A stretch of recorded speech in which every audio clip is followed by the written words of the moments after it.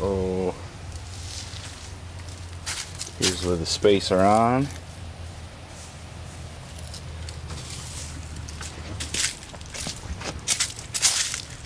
Here's with no spacer.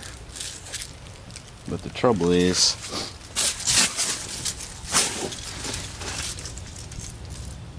they're bumping, they're kissing each other, which is not good on dual wheels. So we gotta put spacers on it.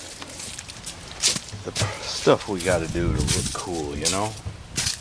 Actually, the big deal was I got these tires for free. Now I've got the truck jacked up, and that's because the starter's starting to give a little trouble. That's the one that was on it, showing a little sign of age. And I got a rebuilt one here on the shelf, so I may as well put that one on it. Also put a new oil pressure sender because it was leaking out the end where the plug goes. I don't know if you can see that up there.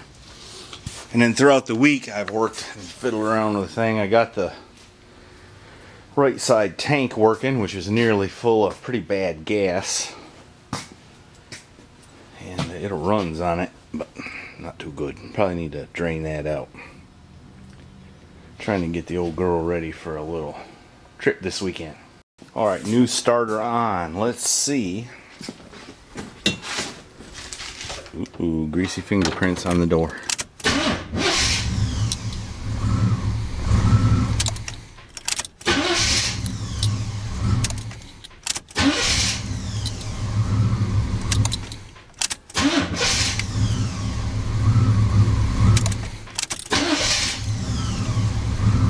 Seems to work okay.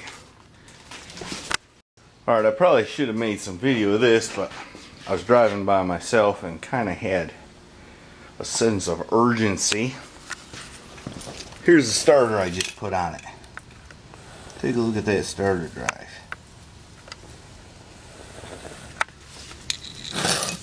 Here's what it's supposed to look like. That starter was rebuilt by a rebuilder. That's what they specialize in. I ain't sure what happened, but there's no wires shorted out on the outside that would cause the thing to gauge. But I was just driving along and all of a sudden it started making a gosh awful racket, and then it quit. So I pulled over and looked just to make sure the engine was still in there, and it was. And I left it running because I was by myself and didn't feel like walking home. And I drove it home. And that's what the starter drive looked like when I got here. So evidently something shorted out inside that solenoid. Best I can figure. Maybe I'll take it apart here in a little while. But right now I ain't got time for that. I gotta get this thing running. I got the new starter on. Well, the new old starter I had on the shelf. Looks like I had two of them. Believe that? Now let's see what happens.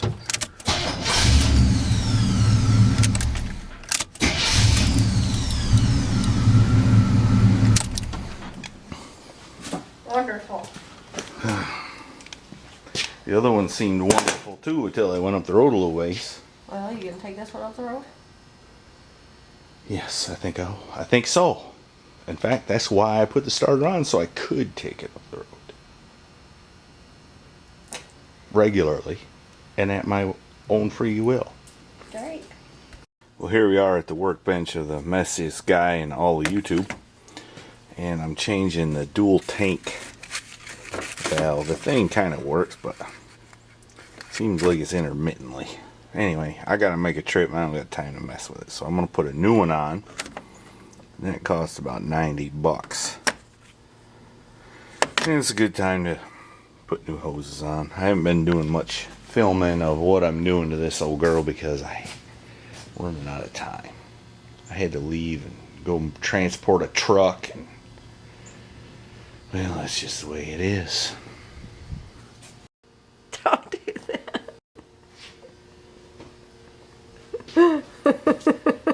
What are you doing?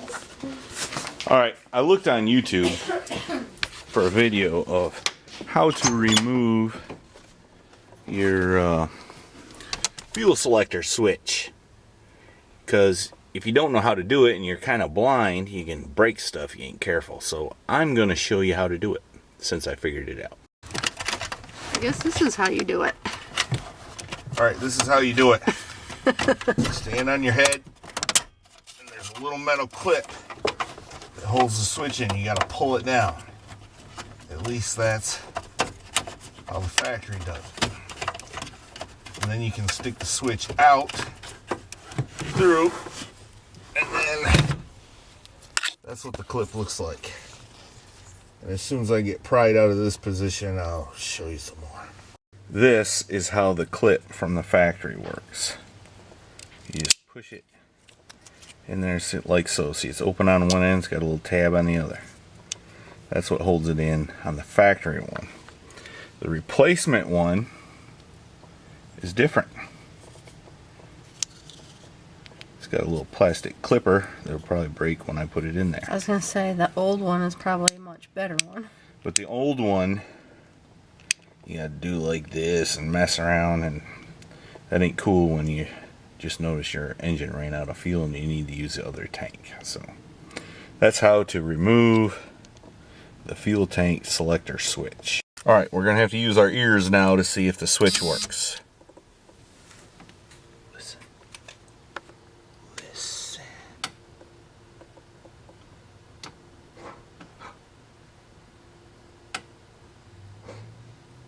It works.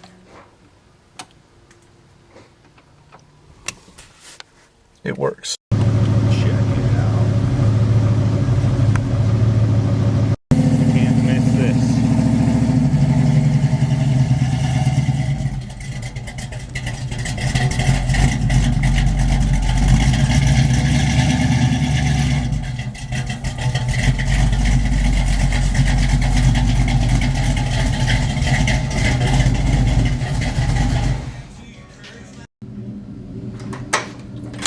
Watch the door! Oh!